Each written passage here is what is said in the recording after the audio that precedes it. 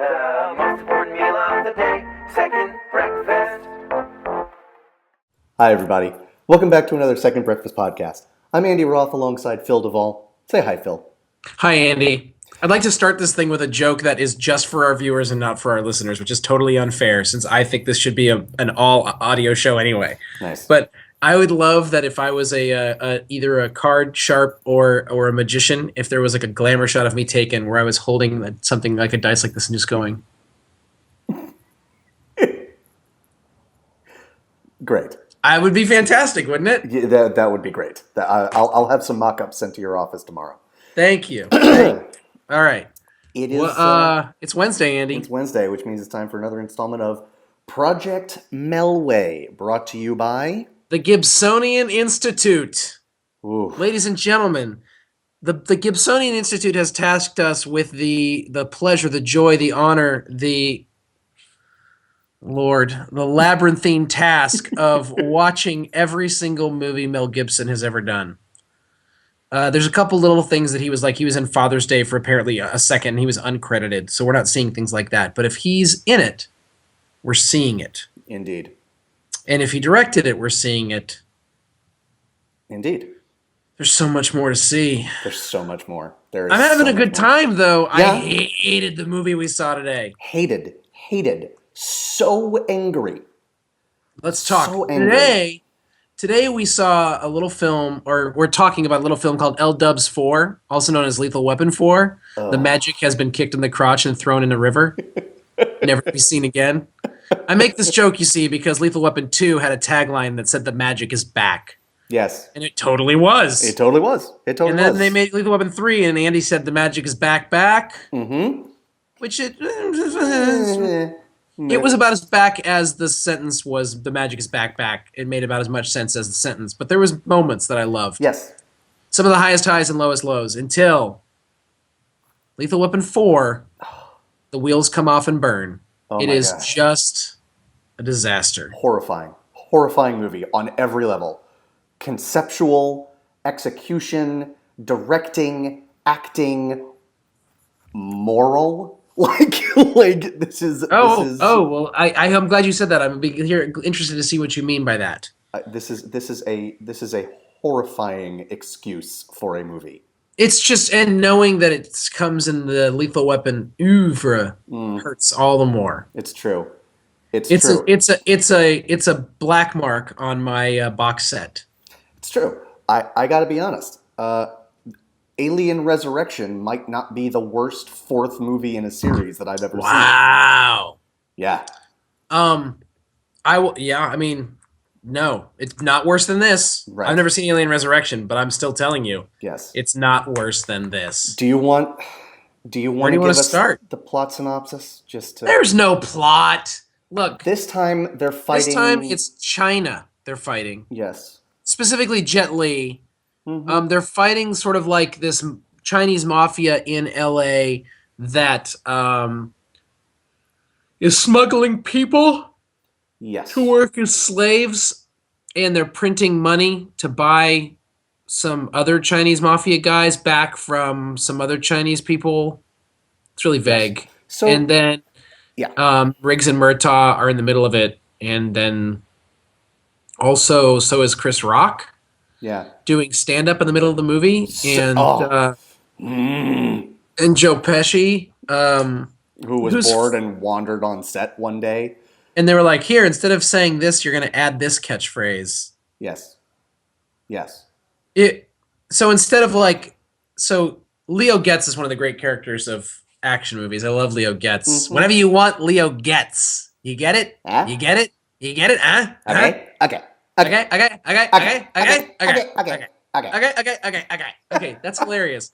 So now he's added, whatever, to his Yes. It's almost like they tried to add a new character. I mean, it's like they literally were like, what do? We got to give Leo a new catchphrase, which they didn't need to do. No, they did not. Okay. I liked the last scene. Yes. The last where they take the picture. Yes. No. Well, no. Just the whole giving birth scene. Okay. I had some problems with that scene, but we'll talk about it. Good. Um, Why don't you guide us? Because your hatred is so much more like blinding than I am mine. my hatred Flames. has made me powerful. Flames on the side of my face, heaving, breathing Heaving, flames. breathing. I hated Sway. him so much. Okay, Okay. that's from Clue. For all those who don't, for the like three of you out there watching this who don't know that. Um, Don't watch this anymore. And to go away and watch Clue and then come back. Indeed, I'm gonna go home and sleep with my wife. Okay, Favorite so line in any movie it's ever. so good. So it reminded me. So this reminded me. The movie reminded me of a couple lines. The first one, both from just superlatively written films or works of art. One, Macbeth, and the other, Iron Man 3. I'll start with Iron Man 3. Please. When Guy Pearce's character says, ever since the guy with the hammer fell out of the sky, subtlety kind of went out the window. Right? There are more explosions in the first 10 minutes of this movie than I think in Lethal Weapon 1 and Lethal Weapon 2 combined. Wow. It's absurd. Things that have no business exploding explode just to have something to explode. That's And fair. it's infuriating. And overall, and I know this is not what the quote from Macbeth is talking about, but the quote that reminded me from Macbeth is, it is a tale told by an idiot, full of sound and fury, signifying nothing. Richard Donner, shame on you. What have you done? What have you done? I'm glad that you pointed out that Chris Rock, he's doing stand up in the middle of the movie, and it's not that it's not funny because Chris Rock is a funny stand up comic. Yeah, it's actually like every one of the jokes he makes is funny. It just has nothing in the past. What Lethal Weapon has been able to do has been able to integrate the humor into the personalities and into the plot of the movie. Yes, That is not the case here at all. it is like shut down.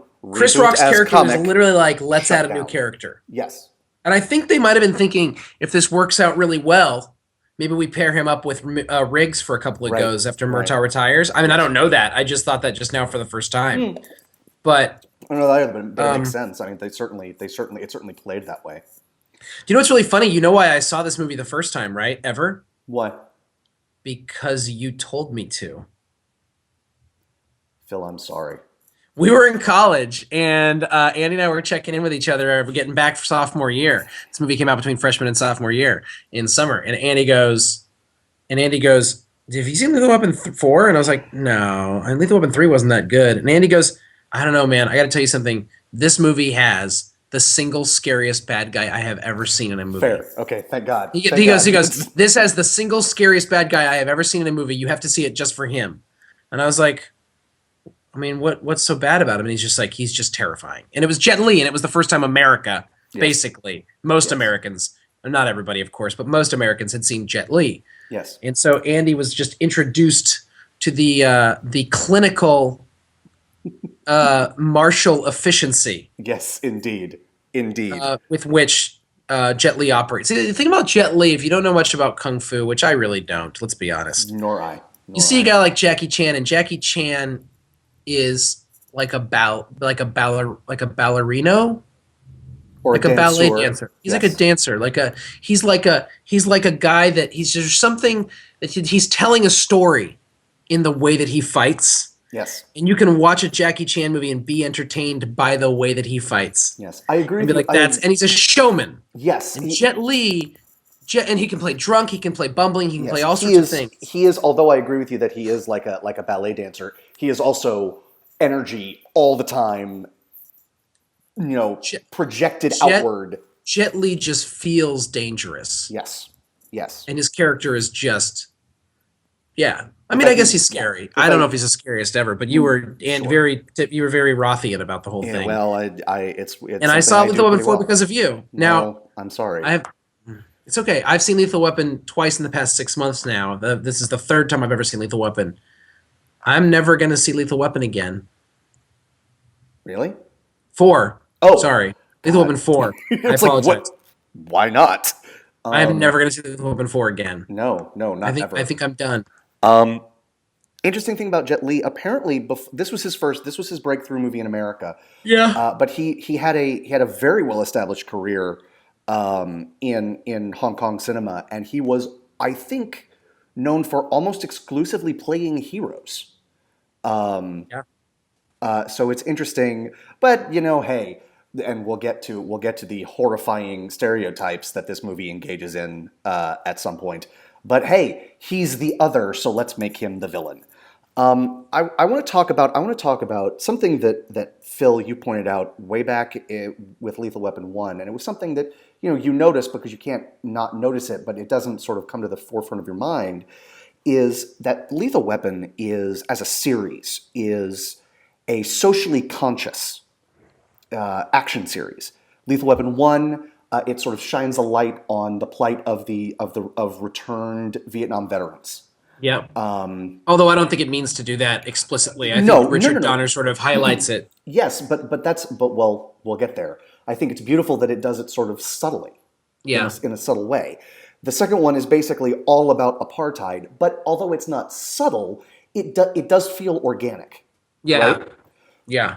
One of the things that works as far as it does in Lethal Weapon 3 is they do a pretty good job of highlighting some of the things that are bad about gun violence. Yes. Yes. And then we come to Lethal Weapon 4. And before we talk about it, I want to go back to the original trilogy of zombie movies made by George Romero. And because they also were based around a central metaphor. Metaphor. Yes. Night of the Living Dead, at its core, is a story about racism, about white flight. You can also make the argument that it's about the domino theory of communism, why we went into the Vietnam War. A potent metaphor, right? Themes that resonate even today. Mm-hmm. Dawn of the Dead is about consumerism. Clearly a theme that resonates even today. Day of the Dead is about the alienation that the scientific community felt from the military-industrial complex during Reagan's presidency. Right. Slightly tougher metaphor to make general. Right. A little bit. Right. Kind of falls apart, and frankly, that's why the movie kind of falls apart. Because it's trying too hard to put a fine point on like one person or a critique of a specific thing rather than a larger metaphor. Yes. And frankly, it's just not a great metaphor. Like, it's like, great, okay. I agree with you. It got to the point where George Romero's like, I only speak in zombies. Right. So, and I'm angry about Reagan, so let's make a movie. Indeed. Lethal Weapon 4, the social issue it tackles is smuggling undocumented workers, counterfeiting. There's this whole, it's really about the smuggling, I think, is the thing. But it's really interesting. They have this whole thing where, like, where Murtaugh, I just love Roger Murtaugh. I love the character. I think Danny Glover's embodiment of that role in the first three movies, and fine in the fourth one. I mean, he still plays him. It's fine. Mm-hmm. But the lines he has in the fourth one where he's like, this is my chance. Like, I'm freeing slaves. Like, no one ever did for my people. And it's like, well, someone did at some point, but okay, that's beside the point. Like, clearly someone did actually free someone in your family because here you are. Right. But that's not the point. I do understand his point of, like, I get to participate in slave freeing, and obviously the idea for why a black man would find that amazing. I get it. I get it. But it's like, did you have to say it like that? Like, right. It made me like, uncomfortable. Of course, it's important to you. Like, of course it is. Let's see. I have so many notes, and it's going to be scattershot. It's all right. Just throw your notes at us, man. Don't even blink. What? When I wrote this note, I didn't even put a question mark at the end of this sentence. What is Joe Pesci doing in this movie? What? Okay? There is an answer to that. Okay. There is an answer to that, and the answer is the scene at the end in the graveyard, the cemetery. We'll get there. Get there. But for 95% of the movie, it literally is like, oh. He has no function. And what he did in that scene could have been given to anybody else. Yeah, that's true. That is true. Let's see. Hello, uncomfortably homophobic humor. I've missed you.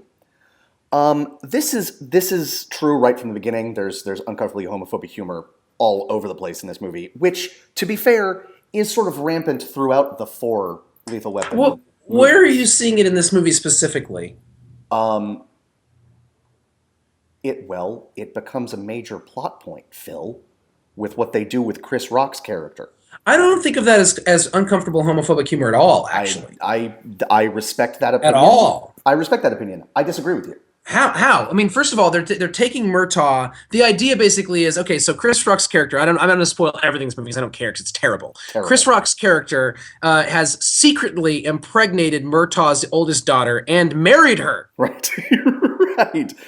But they don't live together, and no one, and only certain people in the family know because they're afraid of what Murtaugh will do. Oh Because well, I'm that's sure how hiding it is going to make it better. And P.S. Not for nothing. And then I will let you get back to your point. Not for nothing. That's totally how a family that would bring a birthday cake into a father's bath and sing him happy birthday. That's clearly act. how they'd communicate. They would hide things from each other. Yep. Clearly. Yep.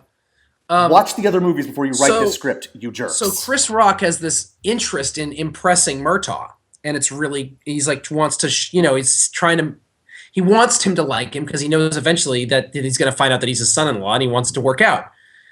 Riggs, Mel Gibson, MG, what up? Finds out about all this, and so when Murtaugh's like, "Why do you think that guy's paying so much attention to me?" and Riggs is like, "Maybe he likes you." Right. Murtaugh's like, "What?" Okay. What I love about this, for me, is that why I think it's funny is that I remember watching it and thinking exactly the opposite of what you thought. I was like, this is funny to see Mel Gibson basically just being totally cool with it. I mean, he's playing the joke on Murtaugh, but the joke Right. is about, which is a joke they've played through 4 episodes, Right. about Murtaugh being not with the times. So, like, Okay. he's uncomfortable with the idea of it. And I think Riggs is just like, hilarious. Okay. That's my attitude when I watch Fair. the movie, personally. You asked. That's fair. That I concede the point. It made me uncomfortable even so because it was surrounded by homophobic humor. I didn't note what it was, but there was something right in the first scene when Murtaugh's stripping down for literally no reason. There's something that one of them says. I think that I noted it. But then, so I'll leave the homophobic humor for a second and get into the racist humor. When they talk to Uncle Benny and they're making fun of his accent. Oh, boy. And then, I don't remember what scene it was in, but then when they see Jet Li's character, they say, "Enter the drag queen."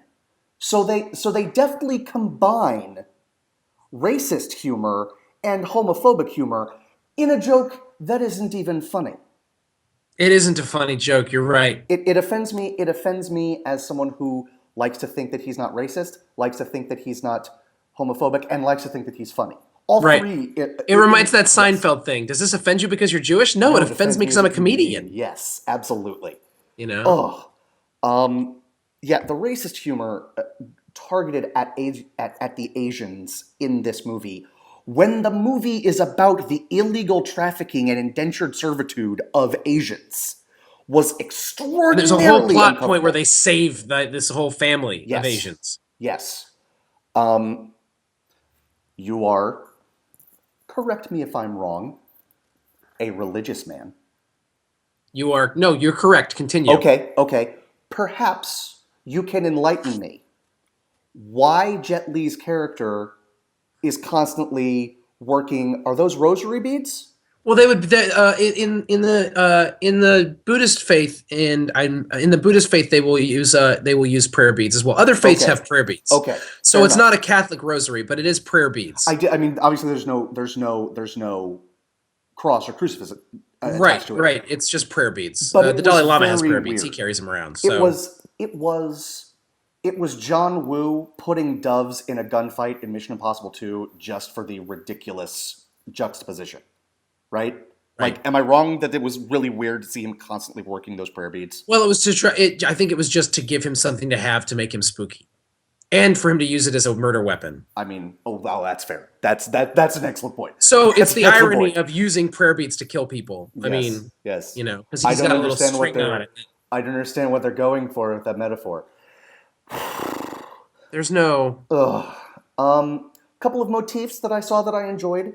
Riggs' embarrassment of Murtaugh, the newspaper clipping that he puts up. Great, love it, Yes. love it. Just like Love it. with the roundhouse kick that he makes Yep. him take out the water cooler from a previous Yep. movie.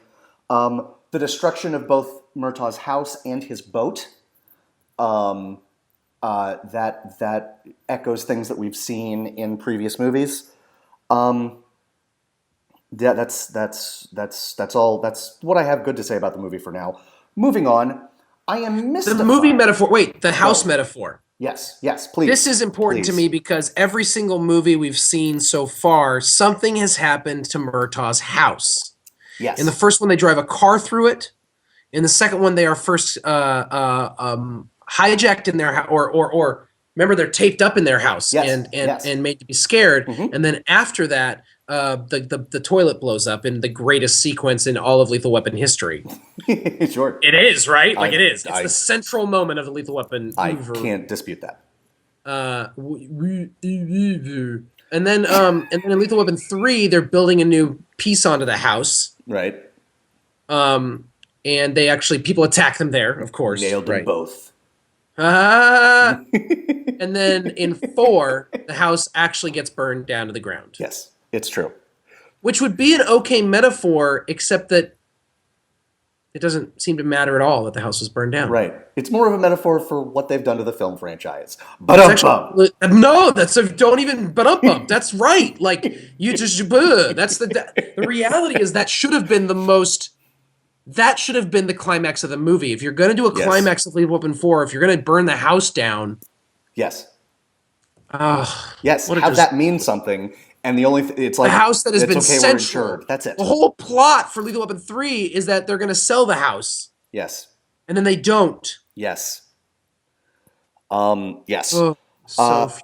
So I'm mystified. There's a whole subplot with Roger Murtaugh maybe being investigated by IA for having money. That plot means nothing. It means nothing. There's zero. No point to it. Means zero. Nothing.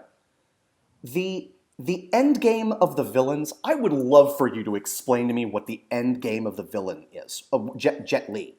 He's trying to get those 4 mafia men back. Yes, he's trying to get his brothers released. Right? And then what happens? At least one of them gets killed. No. No, I don't mean what happens in the movie. I mean, what is his goal? Get them released. And then what? Then they'll be free? To go where? LA. They can live underground. Like, what's the problem? Really? Is that what you're going with? I mean, why not? They're going to rule the country like supervillains from a bunker somewhere? No, but I mean, they can live in some house in Little China and be free in Chinatown and whatever. Just be old and not in jail. I mean, just to be old and not in jail, I think works out. Because if mafia movies have taught us anything, it's that those kind of people retire gracefully. Doesn't mean they're not going to try. Fair. I don't know how the Chinese mafia works, dude. I honestly, I plead occidental ignorance because I have no clue what happens in that no clue. All I'm saying is I didn't buy it. Fair enough. I didn't buy it. I mean, I didn't buy anything about this movie. Yes. I'm really glad the oldest daughter grew her hair back out because I hated how short it was in the third one. Indeed. And I find her very attractive. She's lovely. She's trouble is what she is. Let's discuss this. She gets caught in the first one for smoking pot. In the second one, she's in a commercial for condoms and doesn't understand why this would freak her father out. In the third one, she's a terrible actor with a bad haircut. And by the fourth one, she's knocked up and married secretly. Secretly knocked up and married. And throughout all of them, insists on kissing Riggs on the lips.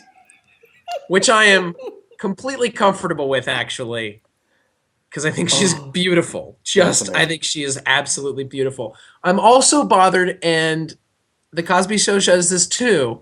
I don't know a ton of black people personally. I know, but I know at least a dozen. I mean, okay. Sure. I have never seen I've never seen pictures of black families where they are all just random shades. This is true on the Cosby Show. It's true on the Cosby Show, but there's really just one daughter who's just totally, two daughters. The two oldest daughters are very light shaded, and then the rest are all basically the same color. I find this strange. I find this slightly strange. Okay. I don't know if there's a precedent for it. We need to get some black experts on the show because the Cosby Show does it, and Lethal Weapon 4, well, Lethal Weapon in general, the oldest daughter, all of them are the same Yes. color, except for the oldest daughter, who's basically looks your color. Agreed. Very confusing. Agreed. Very confusing. Agreed. Also, they don't this do anything point- with the family in this episode. Like the two, No, nothing. like the younger sister and the brother. Like I love Yes. the chemistry between the brother and the dad, the son and the Yes. dad in Lethal Weapon Yes. 3, right? Yes. Lethal Weapon 3, the whole subplot with them, and him being out of touch with his son, him trying to be cool, but in the end, him just loving his son and his son getting it on some level. It's just they introduce all these new characters. But the old characters are great. Yes. You've spent 3 seasons or 3 episodes, 3 movies building up these relationships, and then in the 4th one, it's just like, here's Let's your do something cameo. completely different. Here's your And cameo. Yes. Do you know what Mel Gibson's character and Rene Russo's character would do? Not add on to their trailer. She would Right? make him move into a house for Indeed. reals. Also, I'd like to move back to the point where you don't live on the beach in a trailer in anywhere in Los Angeles. Yeah, I'm fair, sorry. Fair. Anyways, The scene in the dentist's office. I'm back on being angry again. I love this scene. Go ahead. This dentist's office. I want you, everyone watching and listening to this, I want you to put an expletive between this and dentist. This dentist's office. Wow. Okay. Wow. Thing one that infuriates me. They send Joe Pesci's character because they have to give him something to do. They send him in That's why. like That's why they sent him. right. They send him in as like a mole, right? To distract. Not really as a mole because he's not trying to find information, but he's trying to distract the dentist so that they can go in and talk to this crime boss, Uncle Benny. So he poses as a patient who is screaming, I need help, I need this, I need that, I need to see the dentist immediately, blah, blah, blah. So the dentist is called out of his appointment with Uncle Benny, leaving that room free. Right? Okay. The next time you see Joe Pesci's character, the dentist is just drilling, right? Unless Joe Pesci, by coincidence, actually had some tooth decay, what is the dentist doing? Right. What is just the dentist drilling doing? a tooth willy-nilly? Just- And if just going so, nuts. Just going why is crazy. Joe Pesci fine in the next scene? Yes. Okay. So then we cut or we've already been there, but in this podcast, now So let's sad. look at the other room where Uncle Benny is being interrogated by Riggs and Murtaugh. And Chris Rock. Chris Rock is there too. Even so, the room isn't soundproofed. What's going on in this room is 4 dudes are getting high on nitrous and giggling. It's pretty funny. Like, it's funny, but it's not real. That's not how nitrous works. And even if it does, it doesn't look real. Right? Like, it's not like I am I want to totally believe normal. that that's how nitrous works. I am totally normal. Inhale. It's like No. a cartoon. It's like a cartoon. Yes. The whole scene is like, yeah, you're right. Here's another question. Why are the cops giving it to themselves during an interrogation? Well, they didn't mean to. It was an accident. It was on, and that filled up the room, and they started to get high. And once they started to get high, then they started to do it together because they thought it was funny because they were already hear you. laughing. I hear you. I still don't buy it. I just don't buy it. I don't buy it. I love how angry you are. That scene made me giggle, and but I appreciate deeply how angry you are. I will pause a moment to say something that I enjoyed about the movie. Please. Thank God for Rene Russo. Oh, right? The scene at the train tracks where they're talking about getting married or not is the only scene of honest emotion in the entire movie. Rene Russo is so good in this movie. Yes. I love Rene Russo. I'm going out and saying it. I love Rene Russo. She's wonderful. She is wonderful, and she's wonderful in this. Can we agree? Yep. Danny Glover, Mel Gibson, at the ages they were when shooting Lethal Weapon 4, there's no way they take down Jet Li, right? There's just no chance. There's not a chance. Zero chance. You know what was the most... Now, wait a minute. Tell me. Let's talk. Sergeant Riggs from Lethal Weapon #1 could probably have fought Jet Li to the point that if Murtaugh was helping, they could have taken him down. Yes, that's fair. But no way. That was a decade earlier. And the Yes. way they ended it with the Yes. telepathic. Yes. Oh, It was right. That was the worst gay joke in the movie. So here's the deal. Here was the most realistic part of that final fight. There is a moment where Jet Li gets impaled with a section of rebar, and he is still kicking the pants off of both of them for a while. I believed that. right. Okay. And I then- wouldn't. But go on. And then, because I'm saying I think he's that much better than both of them. Like, he would still be beating them if you, like, chopped off a foot, right? So then he tumbles, he tumbles with Mel Gibson into the water, and he dies, and there's a whole thing, and then Mel Gibson gets trapped under something, and then, as Phil alluded to a second ago, they, like, telepathically, Murtaugh telepathically hears him. He's like, "Where are you? Where are you, Riggs? Where are you, Riggs?" And then he just like, "I see you. I hear you." And he dives into the water and saves him. And it is like, what? What? Okay. Moving on. The scene at the gravesite of Riggs' first wife is very close to being a scene with honest emotion in it. It's very close. Why is there comic relief in that scene? It ruins it. It just... it's just what you expect because it's Leo Getz.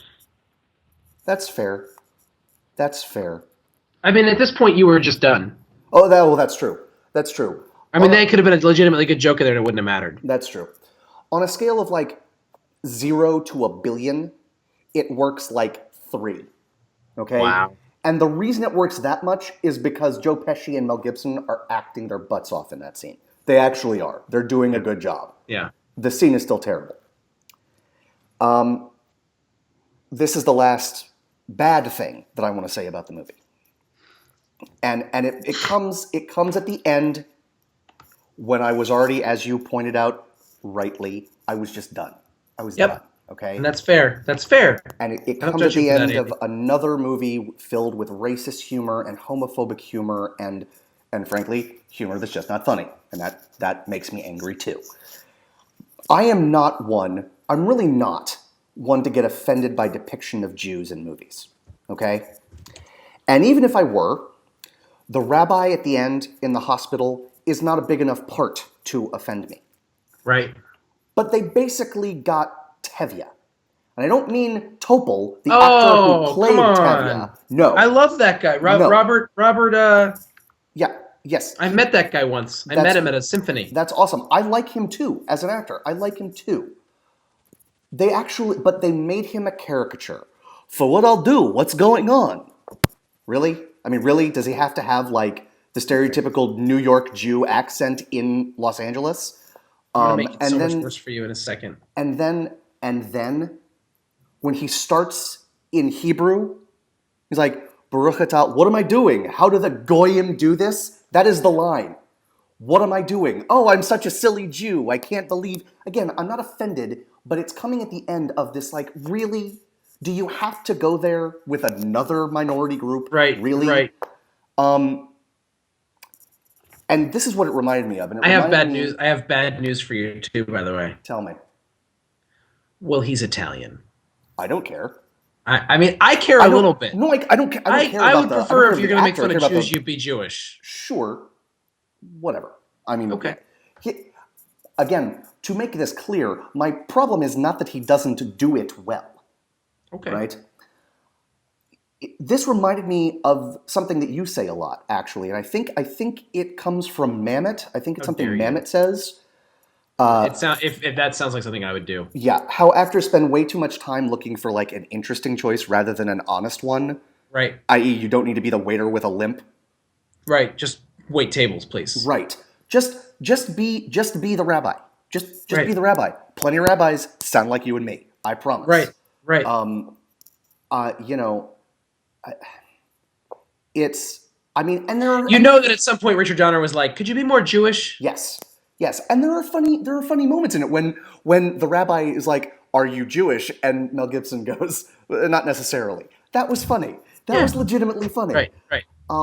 But it's not that the concept of the character is offensive. It's that it's distracting, and and all of it, even the stuff that was offensive, was also distracting. And it's like, and I'm taking all politics out of this, all socio-political statements.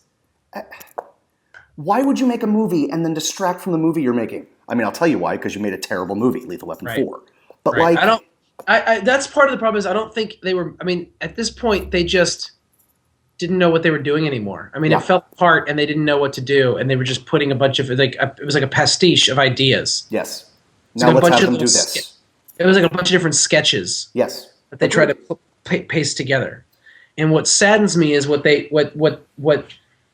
Lethal Weapon series has been so good at is creating characters that we care about in situations that that seem real even when the movie is totally unrealistic and ridiculous. Mm-hmm. What this movie has done is all the scenes that are ridiculous feel ridiculous, and all the scenes that should be real seem ridiculous as well, and nothing feels real. Yes. It's just synthetic.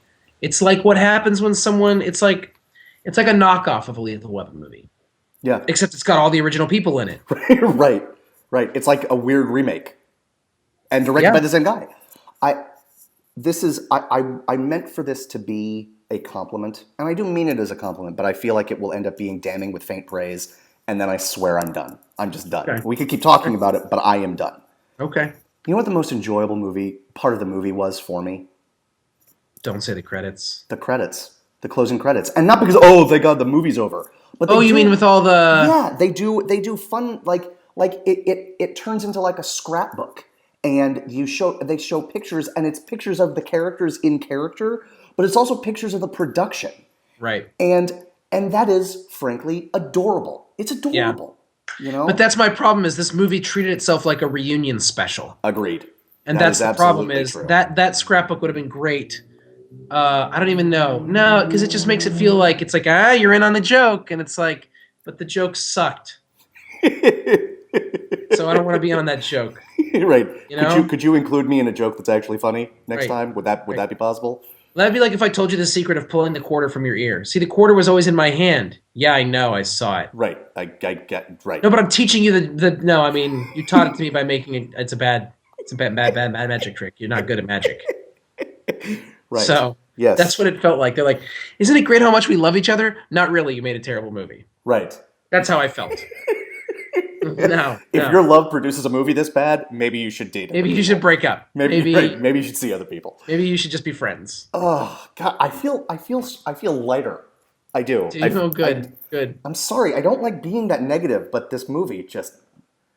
Is it safe to say this is your least favorite movie on Project Melway in a long, long, long time? Certainly in a long, long time. I mean, there are worse movies in the Melway pantheon, but I think what this movie does for you is it takes a crap all over some of your favorite characters. That is precisely it. If this was just a movie by itself with different characters, but Mel Gibson was in it, you might not be anywhere. You'd just be like, eh. Right. Sorry, I saw it. Kinda glad I never have to see it again. Whatever. Right. Yes. I think that's absolutely right. Yeah. How you doing? I'm better now. I'm not gonna lie. I love that. I honestly have nothing to add. I mean, what I do. I'm trying to think of what I could possibly say. I appreciate you. It's not a bad movie. I'm just kidding. It's terrible. I mean, that's not like that. That's just wrong on the face of it, and you know it. There are cool little things that happen. Yes. I want to point out that the first time you saw it, you actually recommended it to me. Yes. And I still enjoy Jet Li's performance. He is suitably terrifying. He is a very scary bad guy. Yes. That did not deserve to die the way he died. No. He should have beaten he was the only authentic person besides Rene Russo. He should have killed everybody except for Rene. He was so bad, he kicked pregnant Rene Russo in the face. That's right. But he was so bad, he was so cool about it that he didn't even see his body move when he did it. Right. He was just like, Foomp, what? He's functionally like Gene Wilder from Blazing Saddles, who can shoot people without seeming to move because he's that fast. He's like that, except with martial arts instead of gunplay. It's amazing. Yes. It's amazing. Yes, I appreciate you reining me in on the things that I was overzealous about. That's because- all right. I don't mean, look at the You movie's terrible and deserves your ire. Oh, and you know what? I think it's clear it has it. I think it's clear that it has it. So, do we have anything to tell people about next week? So the next 3 weeks, the next 3 movies we're doing next week is Payback. Yep. The week after that is $1 Million Hotel. Okay. The week after that is Chicken Run. I'm excited. Yeah. I'm excited for this. This is a good stretch. Yes. Agreed. I did not like Payback when I saw it in the theaters. Nor I. I have watched it for next week. I enjoyed it significantly more. I've never seen and barely heard of $1 Million Hotel. Excited for that. And I loved Chicken Run when I saw it, so I'm excited to see it again. Payback. I don't want to give too much away. But we Okay. have something really exciting. I think everybody's really going to dig it next week. I would even call it especial. Indeed. So that's what we got going on. Payback. I mean, it $1 can't be Hotel, worse than what just happened to us. It really can't. Nothing. A punch in the groin. This might be the nadir. I mean, I haven't seen $1 Million Hotel, so I don't want to make Right. any claims. Right. And it But this doesn't might be have the the- greatest reviews. But this might be the nadir of later Mel Gibson. Like, this might be career-wise. I mean, movie-wise. Obviously, he's had worse points in his life. Indeed. But I mean, Payback, $1 Million Run, Chicken Run, or $1 Million Hotel, Chicken Run, Patriot, What Women Want. I mean, We Were Soldiers, Signs. I mean, I think we're in good shape for a while. Yeah. Even movies that aren't great are still watchable. Indeed. All I'll say is, if this isn't, I sure hope this is the nadir. I just hope it is, because I don't know that I could handle something that I could handle a worse movie, because as you say, we have watched worse movies technically. I could not handle a movie that made me more angry than this one. I just don't think I could. I don't think that'll happen. I don't think, agree. considering that you are not like a person who watches movies like with a guardian, like with a mallet, like to guard all Jews, I don't think that you will hate Passion of the Christ. Although I have a problem with the idea that this is a whole other conversation, but I'm interested in the arguments about Passion of the Christ being anti-Semitic. I'll be interested to see your take on it. Okay. I did When see we it. talk I about saw it it? in the theaters. Okay, but when we talk about it, we'll agreed. talk about it Yeah. as after we've both seen it afresh. Yes. But I Yes. mean, I since that's probably not going to infuriate you, I don't think you'll get this furious again. It's not good for my health. So again, I hope not. Something special next week comes. Mm-hmm. So we'll see you for that next week at Payback. But for now, this has been another Project Melway installment of Second Breakfast. I'm Andy Roth, and that's Phil Duvall. We'll see you again real soon. Bye-bye. Ciao. The most important meal of the day, second breakfast.